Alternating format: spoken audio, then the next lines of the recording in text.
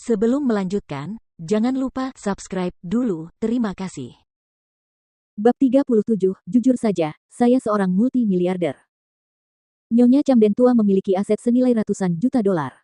Dia memiliki otoritas dan prestise, baik di keluarganya maupun di kotanya. Dia marah besar karena Jordan berulang kali mencoba memprovokasinya, dan dia bertekad membuat Jordan berlutut dan menaklukkannya. Akan tetapi, pada saat itu, anjing pudel yang sedang digendong oleh Nyonya tua Camden tiba-tiba melompat keluar dari pelukannya dan menerkam Jordan ketika melihatnya. Beruntung. Nyonya tua Camden tercengang, dan dia buru-buru memanggil anjing pudelnya, Lucky, tetapi anjing itu tidak mau mendengarkan dan berlari cepat ke arah Jordan. Jordan menggendong Lucky sambil tersenyum sementara Lucky menjilati tangan Jordan tanpa henti karena girang. Selama 3 tahun terakhir, Jordan sangat merawat Lucky karena dialah yang akan membersihkan kotorannya dan membawanya ke dokter hewan untuk disuntik setiap kali dia sakit. Jordan dapat dianggap sebagai orang yang paling dekat dengan Lucky di keluarga ini. Akan tetapi, pemandangan itu membuat Nyonya tua Camden merasa sangat malu. Anjing kesayangannya justru menolak untuk tinggal bersamanya dan malah lari ke Jordan, anjing yang tidak berguna di matanya. Melihat ini, Drew berkata dengan nada mengejek, "Oh, memang benar anjing suka bergaul dengan anjing lain. Yah, kita tidak bisa tidak tahu bahwa mereka memiliki bahasa yang sama." Hahaha. Elle, Salvatore, dan yang lainnya mulai tertawa satu demi satu.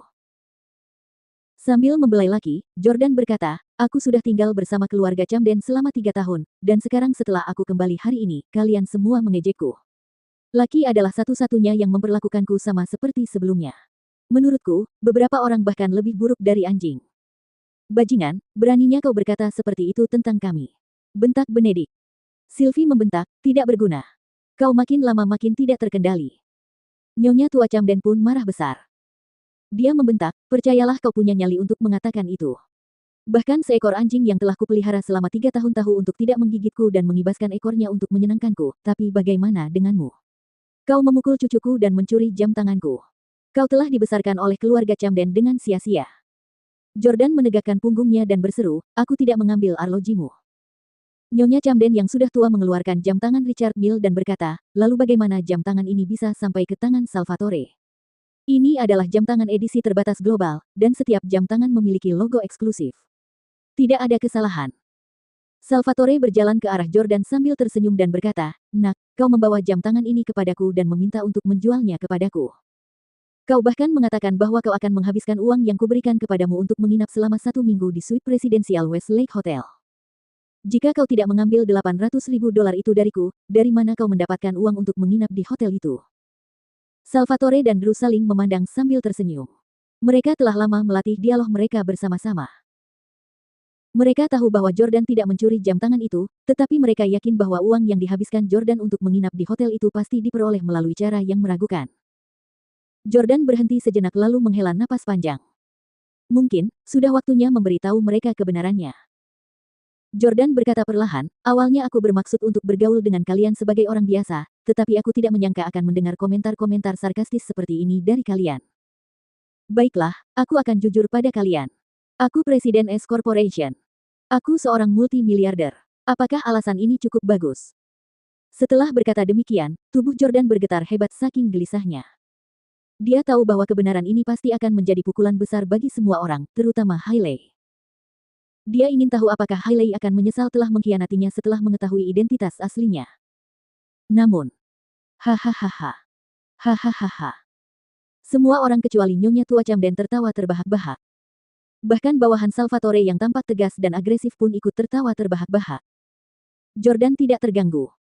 Drew memegangi perutnya sambil tertawa. "Kamu pikir kamu sedang berakting di film?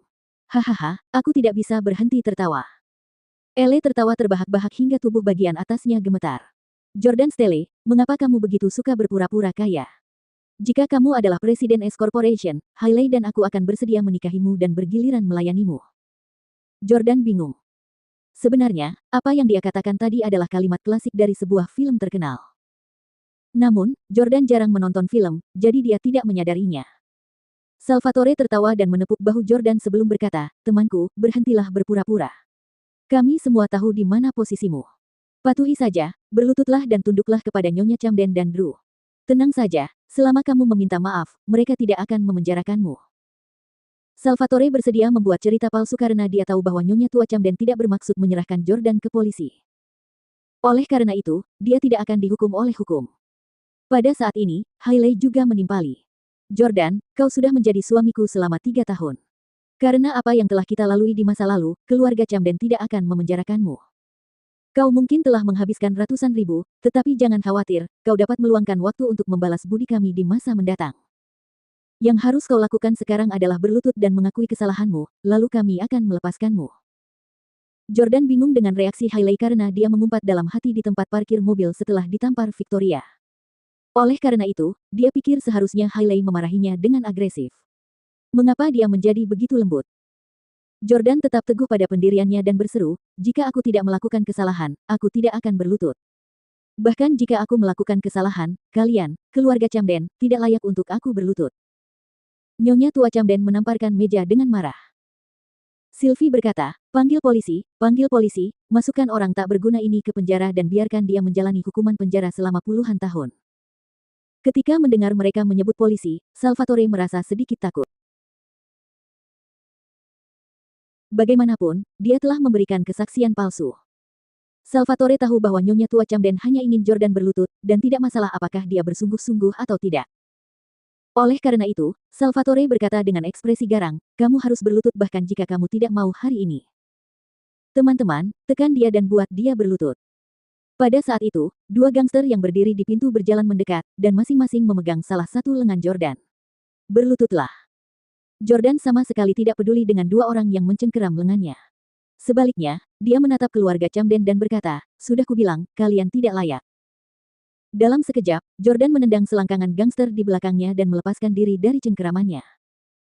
Jordan lalu menggunakan tangan kirinya untuk mengalahkan mereka.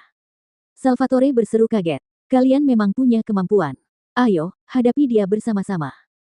8 orang yang tersisa menerkam Jordan bersama-sama. Go, go. Lucky melindungi Jordan dan berteriak pada mereka. Ellie buru-buru menggendong Lucky. Untuk pertama kalinya, Lucky tidak mau berada di pelukannya dan malah menggonggong tanpa henti. Nyonya Camden tua membentak, Jordan Stelle, aku akan memberimu kesempatan lagi. Ambil inisiatif untuk berlutut dan mengakui kesalahanmu jika kau tidak ingin menderita sakit fisik. Sambil menatap 8 petarung profesional di depannya, Jordan mencibir, saya ulangi lagi. Kalian tidak layak.